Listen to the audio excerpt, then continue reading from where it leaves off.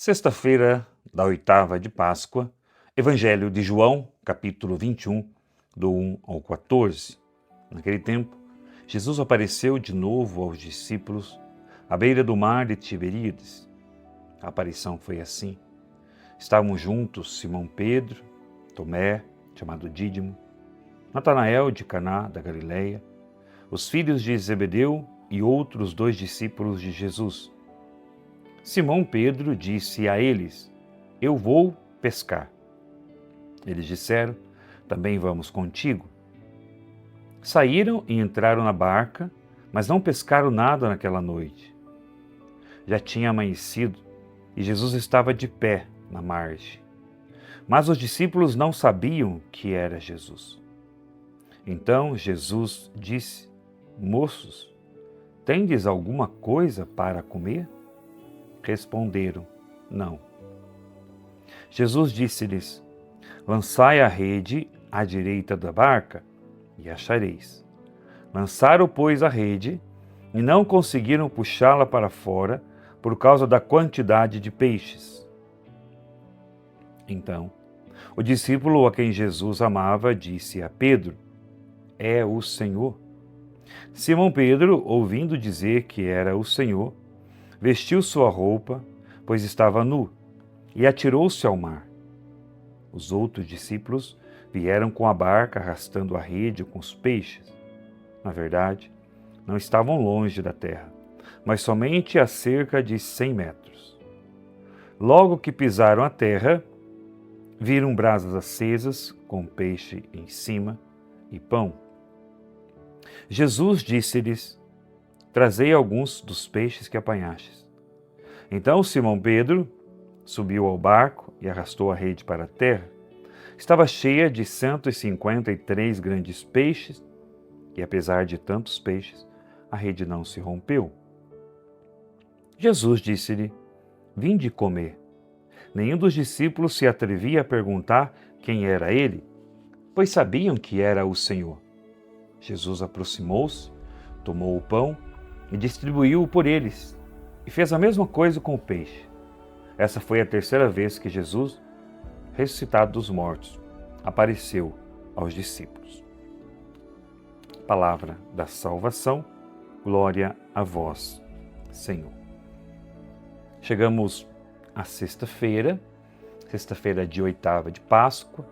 Também não é preciso hoje fazer o jejum ou a penitência, porque nós estamos celebrando a Páscoa do Senhor.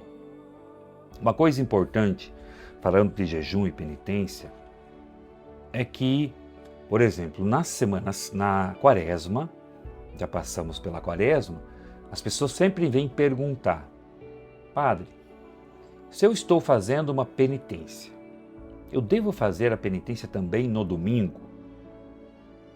Pela liturgia da igreja, não, porque o domingo é o dia do Senhor.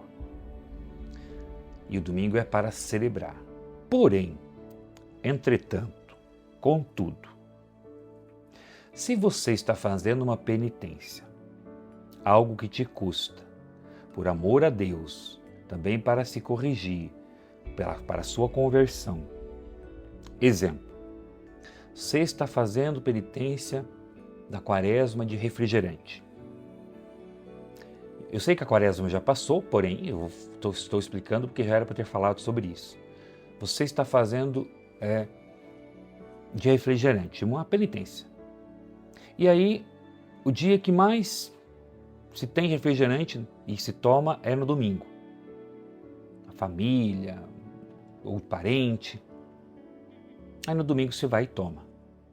Você está fazendo de bebida alcoólica, como um parente meu fez. Aí o domingo, que é o dia que se toma mais a bebida, você vai lá e toma.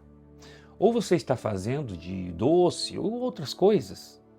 Então veja, a igreja diz não, domingo é o dia do Senhor, não se faz mesmo jejum nem penitência no domingo. Porém, se é algo que te custa, por que não oferecer também no domingo? Estou falando na realidade da quaresma. Por que não também oferecer no dia do Senhor? Eu estou falando de penitência, não de jejum. Jejum não se faz mesmo. Agora, a penitência é uma questão de se pensar. porque senão eu meio que faço uma penitência, mas uma penitência que não vai me custar muito. Só quis aproveitar para fazer esse momentinho de catequese, porque como hoje é sexta-feira, é oitava de Páscoa, não devemos fazer nem jejum nem penitência. Uma outra realidade sobre também o jejum, que a igreja nos pede na sexta-feira, quando não é solenidade, é que a questão da carne, né? Se você, por algum motivo, e trabalha e não sei, você vai comer a carne, faz uma penitência. Então não é que você, comendo a carne na sexta, você está pecando. Você troca por uma penitência. Tira o café, sei lá, tira o doce ou algo assim. Só porque as pessoas vêm confessar, às vezes comer carne na sexta, mas o próprio Código de Direito Canônico nos dá essas duas possibilidades. Então, feita a nossa catequese sobre o jejum e também a quaresma, que já passou, né? Nós estamos já celebrando a vitória de Cristo sobre o pecado e a morte, a sua ressurreição. Os textos, né, vão nos encaminhando para os relatos da pós-ressurreição. Jesus que vai aparecendo a Madalena, as outras mulheres, Jesus que aparece aos discípulos, Jesus que caminha com os discípulos de Emaús, e Jesus que hoje vai, de novo, Jesus apareceu, né? Então, Jesus apareceu de novo aos discípulos. Ele tinha aparecido, os discípulos, e Pedro tinha voltado a pescar. Como que foi difícil para Pedro crer, não é verdade? Como foi difícil para Pedro se dobrar à realidade do ressuscitado. Pedro negou, e aí talvez por ainda estar com o peso da consciência, o peso do pecado, a culpa, o peso da consciência, a culpa nos paralisa. A pessoa que fica se culpando pelos erros passados, ela não tem liberdade de espírito. Porque a liberdade de espírito nos leva a progredir na fé. A liberdade de espírito nos leva a caminhar. Mesmo que você tenha cometido grandes pecados, se você teve a humildade de pedir perdão a Deus, se você teve a humildade de confessar os seus pecados e dizer, Senhor, até aqui eu estava indo bem, mas eu tropecei, eu caí, mas eu quero recomeçar, eu quero retomar. Isso aconteceu talvez para derrubar o meu orgulho, de eu achar que eu era bom, que eu era santo, mas eu também tropecei, eu também pequei em situações, e talvez na questão do jeito de agir no mundo, com as pessoas. Então, todos nós vamos tropeçar em algum ponto da nossa vida.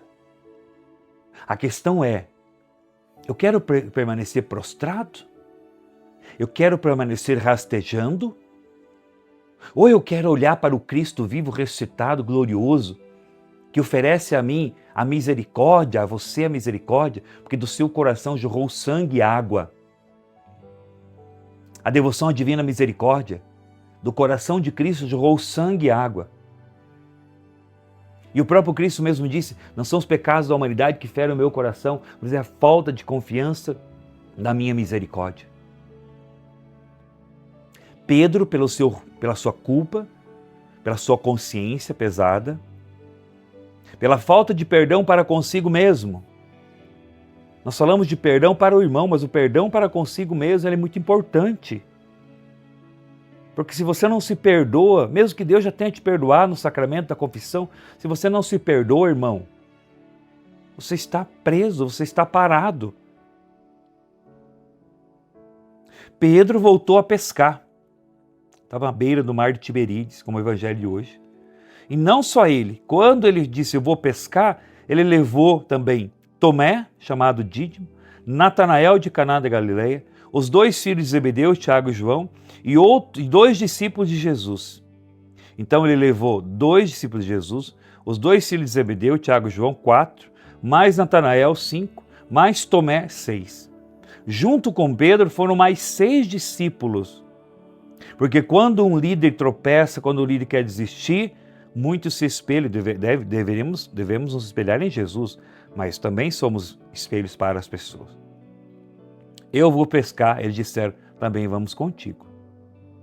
E aí mostra também a liderança de Pedro, né? Mesmo por erro, mesmo para voltar à sua vida antiga, ele levou também outros com ele.